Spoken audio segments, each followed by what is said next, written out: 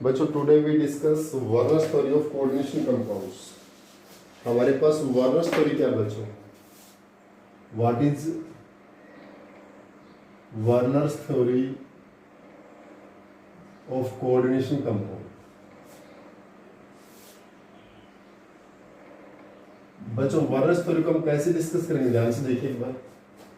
जैसे हमारे complexes cobalt 6NH3Cl3, cobalt 6NH3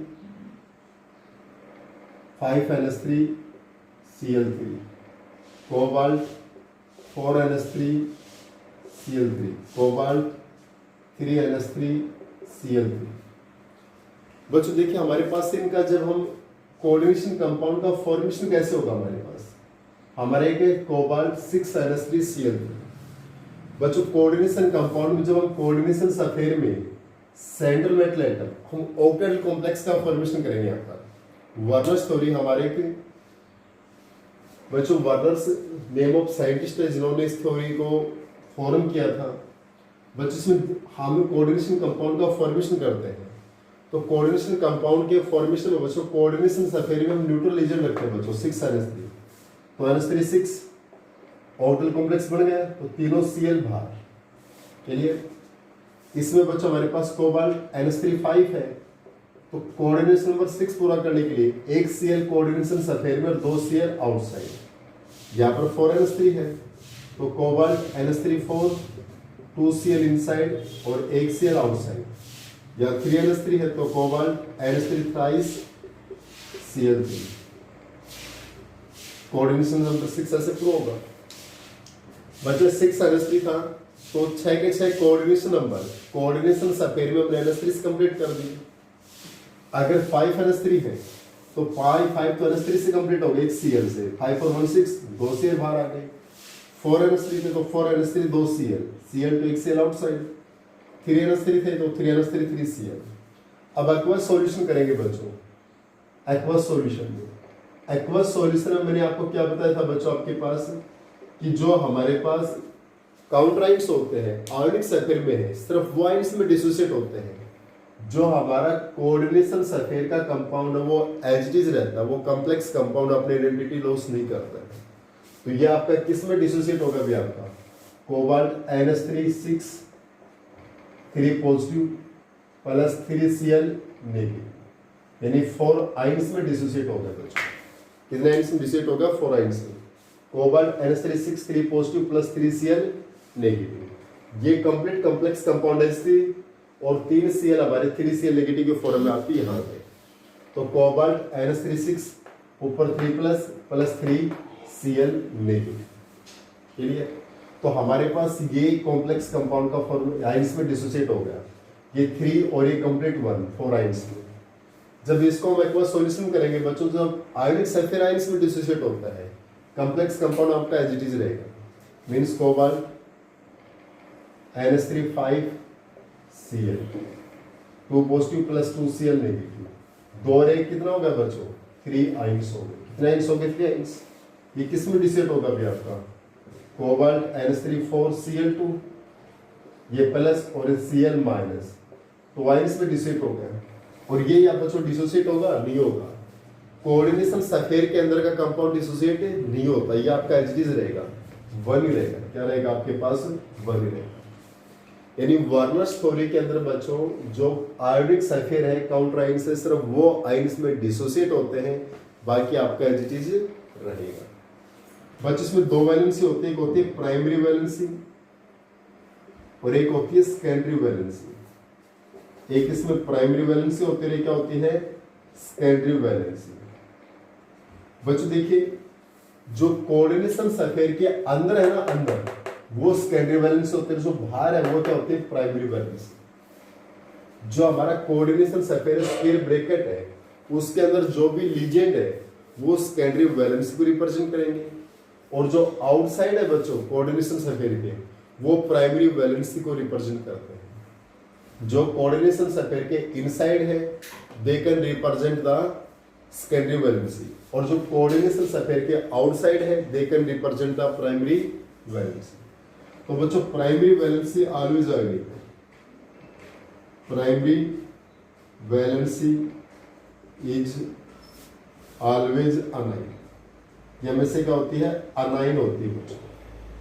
जबकि जो सेकेंडरी वैलेंसी है, secondary valency is ionic and neutral, ये आयोनिक भी हो सकती है और न्यूट्रल भी हो सकती है बच्चों, क्योंकि आउटसाइड में जो होता है बच्चों वो हमेशा आयन से होते हैं, वो हमेशा अनाइन होते हैं। Clear clear. और जो हमारे पास इनसाइड होते हैं बच्चों, हमारे पास ये आपके आयोनिक भी हो सकते हैं और न्यूट्रल भी हो सकता है। जैसा NH3 हमारा न्यूट्रल, NH3 हमारा क्या है, एनाइन। बच्चों प्राइमरी वैलेंसी नॉन डायरेक्शनल होती है, primary valency is non directional. जबकि सेकेंडरी वैलेंसी क्या होती है बच्चों, सेकेंडरी वैलेंसी इज डायरेक्शनल। जो सेकेंडरी वैलेंसी बच्चों डायरेक्शनल होती है, प्राइमरी वैलेंसी क्या होती है, नॉन डायरेक्शनल, और सेकेंडरी वैलेंसी क्या होती है बच्चों, डायरेक्शनल होती है। प्राइमरी वैलेंसी क्या रहेगी, नॉन डायरेक्शनल, जबकि सेकेंडरी वैलेंसी क्या रहेगी, डायरेक्शनल। बच्चों जो सेकेंडरी वैलेंसी है, it help to determine coordination number, coordination number of central metal atom. ये सेंट्रल मेटल एटम का कोऑर्डिनेशन नंबर निकालने में हेल्प करती है। जबकि primary valency it help to determine oxidation state of central metal atom. बच्चों इसके ऊपर क्वेश्चन कैसे आते हैं, बहुत सिंपल से क्वेश्चन अभी आपको करवाऊंगा, पहले इसके बारे में देखिए। प्राइमरी वैलेंसी बच्चों अनाइन होती है, नॉन डायरेक्शनल होती है, ऑक्सीडेशन नंबर निकालने में हेल्प करती है। सेकेंडरी वैलेंसी आयोनिक भी हो सकती है, न्यूट्रल भी हो सकती है, डायरेक्शनल होती है, और ये coordination number of central metal atom निकालने में हेल्प करती है बच्चों। क्लियर, सेंट्रल मेटल एटम निकालने में हेल्प करती है। इसके अनुसार बच्चों हम it help to determine geometry, it help to determine geometry of complex. हम कॉम्प्लेक्स की ज्योमेट्री भी निकालते हैं, जबकि प्राइमरी वैलेंसी ज्योमेट्री में कोई हेल्प नहीं करते। बच्चों इसके बेस पे क्वेश्चन कैसा आता है वो देखिए। सबसे मेन है कि हमारा क्वेश्चन किस टाइप से बनता है बच्चों। हमारा वर्नर थ्योरी के ऊपर जो क्वेश्चन बनता है वो किस टाइप से क्वेश्चन बनता है, मैं 2 या 3 क्वेश्चन आपको अभी करवा रहा हूँ, उससे आपको क्लियर हो जाएगा बच्चों कि हमारे पास इसमें हमें कॉम्प्लेक्स कंपाउंड का कैसे फॉर्मेशन करना है। हमारे पास एक क्वेश्चन है बच्चों, how many ions are produced, how many ions are produced from the complex.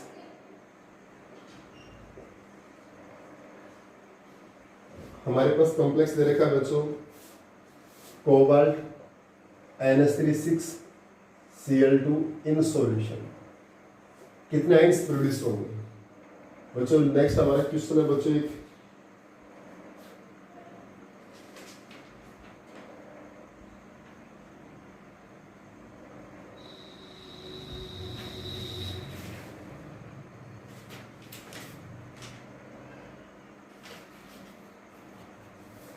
Cobalt SO4 Cl5 NH3 exist in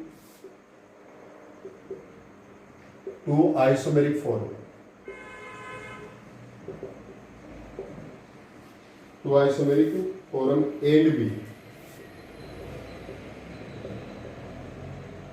Isomer A react with AgNO3 to give white PPT,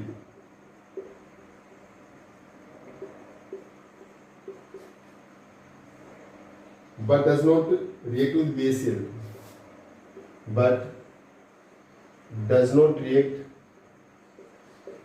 with BaCl. Isomer B give white PPT with BaCl2 but does not react with AgNO3 but does not react with AgNO3. Dry formula of isomer A and B. हमें A और B का isomer का formula drive करना है बच्चों। बच्चों ध्यान से देखिए, मैंने दो क्वेश्चन लिखे हैं। पहला क्वेश्चन देखिए, how many ions are produce from the complex. हमारा ये कॉम्प्लेक्स है बच्चों, कोबाल्ट NH3 6Cl2। इसको हम कोऑर्डिनेशन कंपाउंड में कैसे डालेंगे बच्चों? कोबाल्ट 6 जो ऑक्टेट कॉम्प्लेक्स है हमारे न्यूट्रल एजेंट से बन गया बच्चों, तो दोनों Cl हमारे किसका वर्क करेंगे? Primary valency. जो स्क्वायर ब्रैकेट के अंदर जो लीजेंड है वो सेकेंडरी, और स्क्वायर ब्रैकेट के बाहर जो लीजेंड है वो क्या होता है? Primary valency. स्क्वायर ब्रैकेट के अंदर हमारे 6 के 6 लीजेंड न्यूट्रल हो गए। पहले हम न्यूट्रल लीजेंड को काउंट करते हैं। न्यूट्रल से कोऑर्डिनेशन नंबर कंप्लीट नहीं होता है तो हम आयोनिक लेते हैं। तो हम क्या लेते हैं? आयंस। 6 न्यूट्रल हो गए आपके, कोबाल्ट NH3 6, तो Cl2 बाहर हो गए। एक्वस सॉल्यूशन करेंगे बच्चों, एक्वस सॉल्यूशन तो किस में डिसोसिएट होगा भी? ये कोबाल्ट NH3।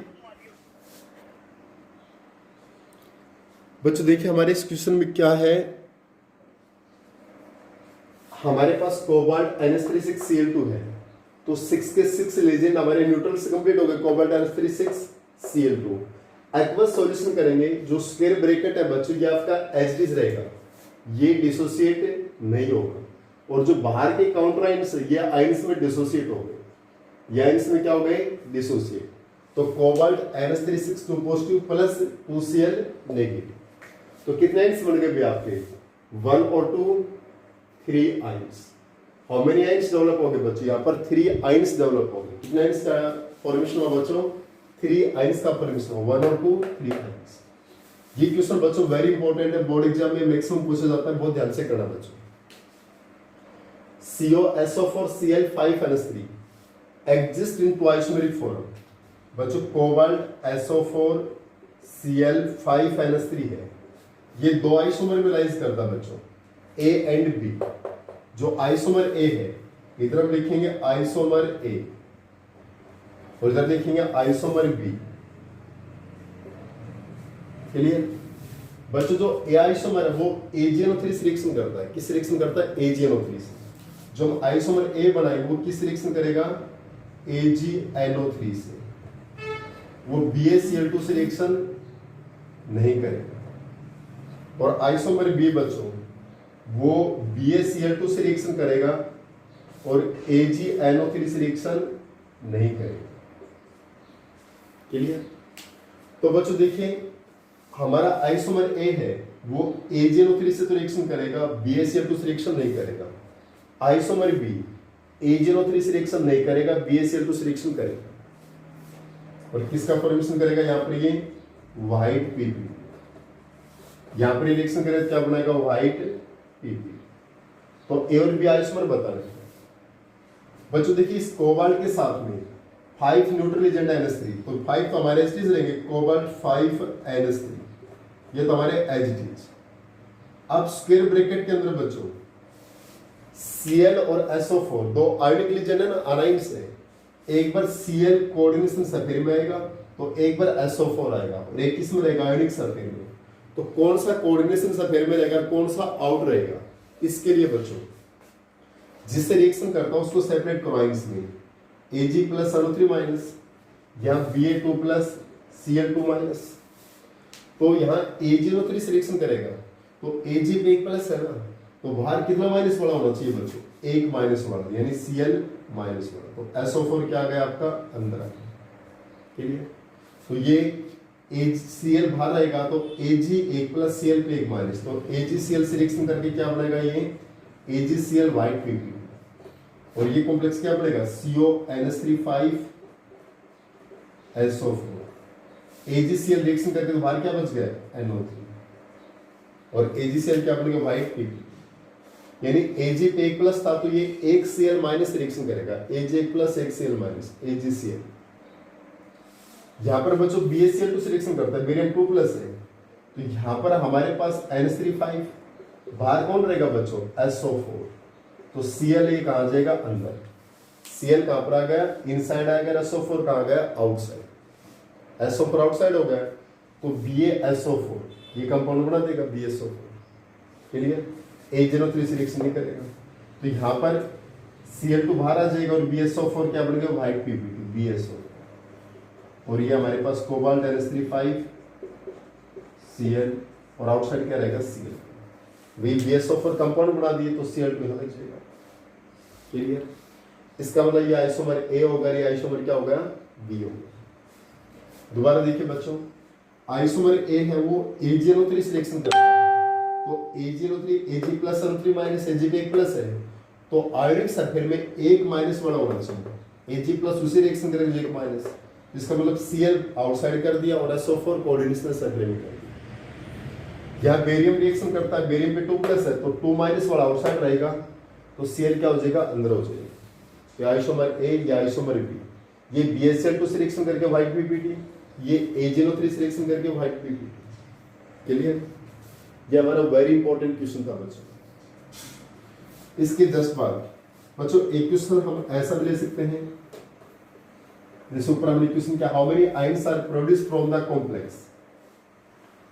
अब हम कॉम्प्लेक्स कैसा फॉर्मेशन कर दें,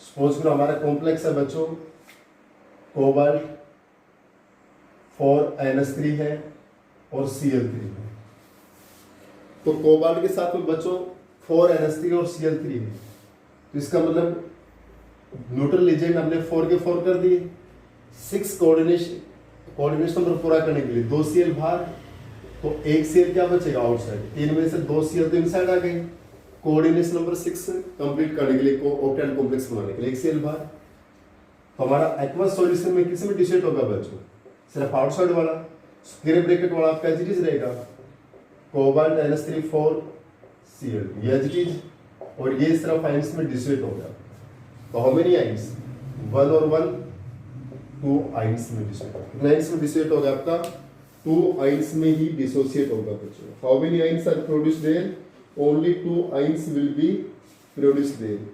बच्चों हमेशा कोऑर्डिनेशन सफेयर के अंदर हम न्यूट्रल एजेंट को रखेंगे और आउटसाइड हम किसको रखेंगे आयंस को। अभी क्वेश्चन है aqueous copper sulphate solution,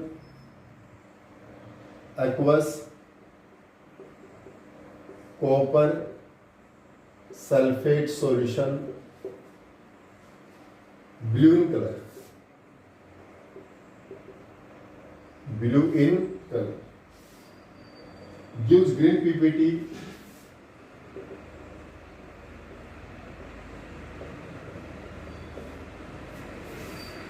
with aqueous potassium chloride, with aqueous potassium fluoride and a bright green solution, and a bright green solution with potassium chloride, with potassium chloride. Explain. बच्चों देखिए हमारे पास copper sulphate solution है, potassium chloride से reaction करेगा तो क्या बनेगा, copper sulphate है, पोटासियम क्लोराइड से रिएक्शन करेगा तो क्या बनेगा, ये कहता है एक्वस कॉपर सल्फेट है बच्चों CSO4, पोटासियम फ्लोराइड से रिएक्शन करता है तो ग्रीन पीपीटी देता है, और पोटासियम क्लोराइड से करता है तो ब्राइट ग्रीन सॉल्यूशन देता है। वो दिक्कत नहीं, रिएक्शन कर दीजिए, 4 पोटासियम ले लिया, SO4 आउट हो गया, पर 4 F जुड़ जाएंगे, CuF4, क्या कॉम्प्लेक्स बनेगा बच्चों CuF4 बनेगा। और चार्ज को बैलेंस करने के लिए बच्चों या 2 माइनस या पर हमने K2 लगा दिया, और K2 किससे जुड़ेगा SO4 से, K2SO4 आउट होगा, ये हमारे पास क्या होगा, ग्रीन क्यूब।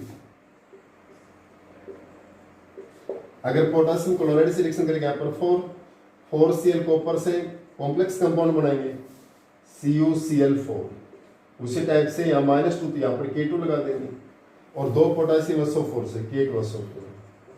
ये ब्राइट ग्रीन सॉल्यूशन बनेगा। क्या बनेगा, ब्राइट ग्रीन सॉल्यूशन। वैसे रिएक्शन रिप्रेजेंट करेंगे, ओनली दीज रिएक्शंस को आपको रिप्रेजेंट करना है, इससे एक्सेस कुछ नहीं करना है। हमें इस केस में बच्चों सिर्फ रिएक्शन को रिप्रेजेंट करना है, इससे एक्सेस आपको कुछ नहीं करना है इसमें। नेक्स्ट मैं बच्चों एनसीईआरटी क्वेश्चन करवा रहा हूं आपको, ध्यान से देखिए एक बार।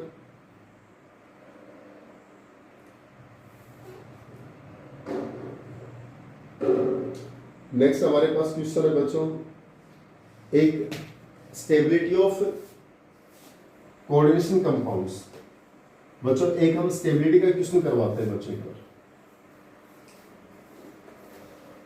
एक छोटा सा डेरिवेटिव फटाफट बता देता हूं बच्चों, ज्यादा मुश्किल नहीं है।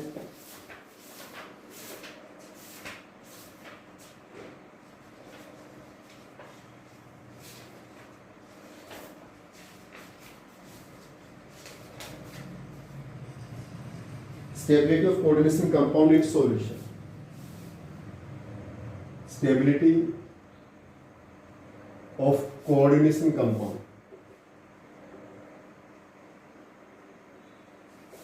in solution. बच्चों stability of coordination compound in solution क्या होता है बच्चों? What is the stability of coordination compound in solution? यहाँ पर बच्चों एक होता है स्टेबिलिटी कांस्टेंट और एक होता है ओवरऑल स्टेबिलिटी कांस्टेंट। क्लियर? एक क्या होता है बच्चों, स्टेबिलिटी कांस्टेंट। जैसे बच्चों हमारे पास Cu2 पॉजिटिव है, ये SO4 से ज्वाइन होता है, 2 नेगेटिव से। यार इसको आप ऐसे ले लीजिए बच्चों, कॉम्प्लेक्स कंपाउंड बना लीजिए। कॉपर हमारा किससे ज्वाइन होता है, 4NH3 से। कॉपर 2+ कैन ज्वाइन 4NH3, हमारा कॉम्प्लेक्स कंपाउंड बनाएगा CuNH3 2 पॉजिटिव। क्लियर? इस केस में बच्चों हमारे पास होता है स्टेबिलिटी कांस्टेंट। क्या रहेगा, स्टेबिलिटी कांस्टेंट बीटा। तो बीटा क्या होगा बच्चों आपके पास, concentration of product upon reactant. Option power में आ गया। अगर बच्चों इसको हम डिसोसिएट कर दें एक्वस सॉल्यूशन में, CuNH3 2 पॉजिटिव, इसको डिसोसिएट करेंगे तो कॉपर 2+ 4NH3, यहां पर आएगा अनस्टेबिलिटी कांस्टेंट। अनस्टेबिलिटी कांस्टेंट आएगा, क्या आएगा बच्चों, अनस्टेबिलिटी कांस्टेंट। तो अनस्टेबिलिटी कांस्टेंट बच्चे, कॉम्प्लेक्स कंपाउंड डिसोसिएट हो गया तो अनस्टेबिलिटी कांस्टेंट क्या आएगा, कंसंट्रेशन ऑफ प्रोडक्ट अपॉन में reactant. Concentration of product upon में रिएक्टेंट, ये कंसंट्रेशन ऑफ प्रोडक्ट हो गया अपॉन में कंसंट्रेशन ऑफ रिएक्टेंट। क्लियर? अब बच्चों दोनों में रिलेशन करते हैं बच्चों। देखिए हमारे पास ये होता है स्टेबिलिटी कांस्टेंट। क्लियर? जब हमारा कॉम्प्लेक्स कंपाउंड का फॉर्मेशन हो रहा है, स्टेबिलिटी गेन कर रहा है, दैट इज स्टेबिलिटी कांस्टेंट। ये वही टाइप है बच्चों जैसे हम डिसोसिएशन कांस्टेंट करते हैं, concentration of product upon reactant. Complex compound aqueous solution में आयंस में डिसोसिएट हो गया बच्चों, तो अनस्टेबिलिटी हो रही है। इनस्टेबिलिटी कांस्टेंट क्या होगा, प्रोडक्ट अपॉन रिएक्टेंट। अब बच्चों दोनों में रिलेशन करते हैं बच्चों, drive the relation between stability constant and overall stability constant. बच्चों एक होता है स्टेबिलिटी कांस्टेंट और एक होता है overall stability constant. Drive relation in between, drive relation in between stability constant and overall stability constant. बच्चों स्टेबिलिटी कांस्टेंट और ओवरऑल स्टेबिलिटी कांस्टेंट में क्या रिलेशन है बच्चों? देखिए जो बीटा है बच्चों ये है ओवरऑल स्टेबिलिटी कांस्टेंट, और जो K1 K2 K3 हमारे ये है स्टेप वाइज स्टेबिलिटी, कांस्टेंट। जो बच्चों हमारे पास बीटा है ये होता है overall stability constant. K1 K2 K3 dot dot dot ये हमारे होते हैं स्टेप वाइज स्टेबिलिटी कांस्टेंट। इन दोनों में क्या रिलेशन है? इसका मतलब बीटा n किसके बराबर होता है? K1 K2 K3 dot dot dot dot Kn के बराबर होता है। इसका मतलब बच्चों बीटा n किसके बराबर होता है? K1 K2 K3 dot dot dot Kn। यानी ओवरऑल स्टेबिलिटी कांस्टेंट किसके बराबर होगा बच्चों? Multiplication of step wise stability constant के मल्टीप्लाई के बराबर हो जाए। क्लियर? सपोज करो बच्चों अब हम बीटा 3 प्रूव करेंगे तो किसके बराबर होगा? K1 K2 K3 के बराबर हो जाए। क्लियर? ये बीटा n है तो ये Kn तक है, बीटा 3 है तो K1 K2 K3, बीटा 4 है तो K1 K2 K3 K4, beta 5 है तो K1 K2 K3 K4 K5 हो जाएगा। बच्चों हमारे पास एक सपोज करो हम एक एग्जांपल लेते हैं बच्चों MH2O। इसमें बच्चों अगर हम 3 के लिए प्रूव करते हैं, आप ओनली थ्राइस के लिए प्रूव करते हैं तो बच्चों हम किस टाइप से प्रूव करेंगे इसमें? तो देखिए आपके पास MH2O6 MH2ON और यहां पर हम एक लीजेंड को ऐड करेंगे तो मींस एक वाटर मॉलिक्यूल यहां से क्या जाएगा बच्चों? आउटसाइड जाएगा। एक वाटर मॉलिक्यूल क्या जाएगा बच्चों आपके पास? आउटसाइड। और हमारे पास क्या जुड़ेगा बच्चों? लीजेंड्स जुड़ेगा। क्या जुड़ेगा? लीजेंड्स। अगर बच्चों हमारे पास इसको हमें 3 तक प्रूव करना है आपको तो हम 3 लीजेंड्स को जोड़ेंगे 1 2 और 3। तो यहां पर बच्चों हमारे पास जैसे हमने वाटर को n ले लिया बच्चों, वाटर को कितना मान लिया? n प्लस में लीजिए तो यहां पर जब कॉम्प्लेक्स बढ़ेगा K1 कांस्टेंट होगा आपके पास। क्लियर? तो हमारे पास क्या बढ़ेगा? MH2O n-1 n। क्लियर? और एक वाटर मॉलिक्यूल हमारा जब यहां से लीजेंड अटैच होता है बच्चों, जब हमारे पास यहाँ पर लीजेंड का अटैचमेंट होगा तो यहां से एक वाटर मॉलिक्यूल क्या आ गया आपके पास? आउटसाइड आ गया। ये K1। अभी दोबारा लेंगे MH2O n-1 n, फिर से लीजेंड जोड़ेंगे तो K2 आएगा आपके पास। हमारे पास क्या बनेगा? MH2O n-2 L2 plus H2। इसी टाइप से बच्चों MH2O n-2 L2 है। इस कॉम्प्लेक्स में फिर से एक लीजेंड जोड़ेंगे तो क्या आएगा भी आपके पास? K3। तो MH2O n-3 L3 plus H2। Clear? ऐसे होता जाएगा भी आपका कि MH2O n एक लीजेंड जोड़ा तो एक वाटर मॉलिक्यूल यहां से आउट हो गया, n-1 लीजेंड जुड़ गया प्लस वाटर बाहर। अब इस कॉम्प्लेक्स में फिर से एक लीजेंड जोड़ेंगे MH2 n-1 legend plus legend जोड़ेंगे तो एक वाटर और बाहर जाएगा तो n-2, एक लीजेंड और आ गए तो L और L2 प्लस वाटर। अब इस कॉम्प्लेक्स को दोबारा लिखेंगे, एक लीजेंड और ऐड करेंगे तो H2O n-3 हो गया आपका, और एक लीजेंड और जुड़ गया तो क्या होगा आपके पास? L3 प्लस H2O वाटर होगा। क्लियर? इस टाइप से बच्चों अगर हम n तक भी कर सकते इसको तो इट मींस जब हम इसको कैलकुलेशन करेंगे तो बच्चों बीटा 3 किसके बराबर आएगा? K1 dot K2 dot K3। Clear? K1 dot K2 dot K3 यानी हमारा इस K1 K2 K3 की वैल्यू कैसे निकलेगी भाई? K1 की वैल्यू क्या आएगी? Concentration of product divide by reactant, concentration of product divide by reactant, concentration of product divide by reactant. अब हमारा जो बीटा 3 है, बीटा 3 कैसे निकलेगा बच्चों? बीटा 3 देखिए MH2O6 है आपका। यहां पर हमने एक एक लीजेंड देखिए, पहले एक लीजेंड जोड़ा कॉम्प्लेक्स बना, फिर से लीजेंड जोड़ा कॉम्प्लेक्स बना, फिर से लीजेंड जोड़ा कॉम्प्लेक्स बना।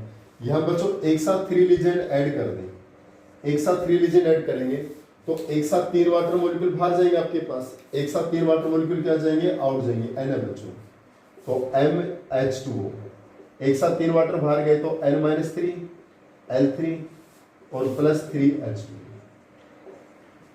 ठीक है? इसका मतलब बच्चों यहाँ पर बीटा 3 है, बीटा 3 इसका मतलब ओवरऑल एक साथ 3 लीजेंड ऐड करेंगे। MH2ON है, 3 लीजेंड जोड़े बच्चों हमने तो 3 लीजेंड जोड़ेंगे तो क्या होगा? MH2n-3 L3 प्लस में 3H2O आउट होगा। अब बच्चों देखिए जो बीटा 3 की वैल्यू आएगी, बीटा 3 की वैल्यू क्या आएगी हमारे पास, concentration of product upon reactant. बच्चों हमारे बोर्ड पे हम आगे करना पड़ेगा, जैसे मैं बीटा 3 की वैल्यू लिखता हूँ बच्चों, यहाँ पे बीटा 3 की वैल्यू क्या आ गई, concentration of product MH2O N-3 L3 into में H2O की पावर 3 अपॉन में दिस MH2O N और ये N, जो कोफिशिएंट है बच्चे पावर में आ जाते हैं।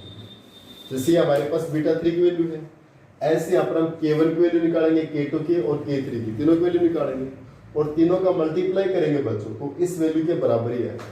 किसके बराबर आएगा, इस वैल्यू के बराबर।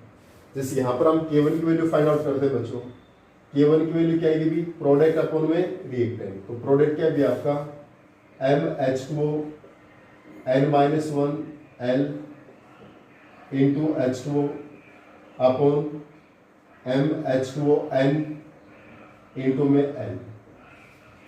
क्लियर? ऐसे K2 की वैल्यू निकालेंगे, प्रोडक्ट अपॉन रिएक्टेंट, K3 की वैल्यू निकालेंगे, प्रोडक्ट अपॉन रिएक्टेंट। अब इन तीनों का K1 K2 K3 का मल्टीप्लाई करेंगे तो बीटा 3 के बराबर ही आएगा। किसके बराबर आएगा, बीटा 3। यानी बीटा 3 किसके बराबर आएगा कि आपका K1 K2 और K3 के मल्टीप्लाई के इक्वल आ जाएगा। क्लियर? यहाँ से हमारा जैसे K2 की वैल्यू क्या आएगी आपके पास, K2 की वैल्यू आपके पास आएगी concentration of product MH2O N-2 L2 into H2O, reactant क्या भी आपका MH2O N-1 L इंटू में K3 वैल्यू क्या आएगी भी आपकी MH2O N-3 L3 into H2O M, reactant क्या भी आपका MH2O N-2 L2 इंटू में N। क्लियर? अब बच्चों इन तीनों का जो प्रोडक्ट है वो इसके बराबर ही आएगा। देखिए इसको हम आगे सोल्व करते हैं बच्चों।